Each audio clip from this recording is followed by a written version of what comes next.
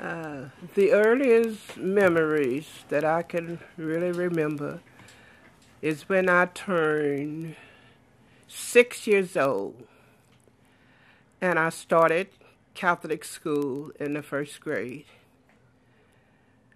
And I think the reason why I remember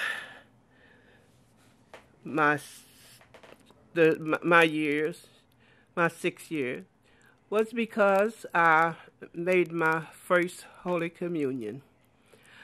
I attended Blessed Sacrament Catholic School in Beaumont, Texas, and the nuns were very strict about us learning our prayers.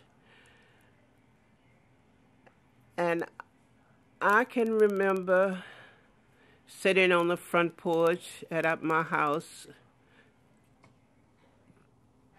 trying to remember the Our Father, the Hail Mary, the Act of Contrition, because those were the prayers that they thought that was important for us to learn. Now, I didn't know any of the meaning of these prayers, but I can remember studying them and saying them by what we call saying them by heart.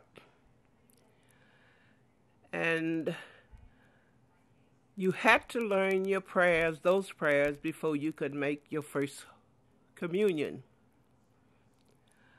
My mother bought me a pretty little white dress, some white shoes, and white socks, and a veil. And when I put these clothes on that morning, I looked in the mirror, and I thought I was so pretty. And I thought I was a little angel. And I can remember going to my first confession, very, very nervous. And the little sin that I confessed was that I had a fight with my sisters and my brothers, or I didn't do what my mama said, or I forgot to say my prayers and things like that. But I was so nervous and I was so scared in that confessional booth. But I got through with it. And I made my first communion that next day, which was on a Sunday. And I was so happy.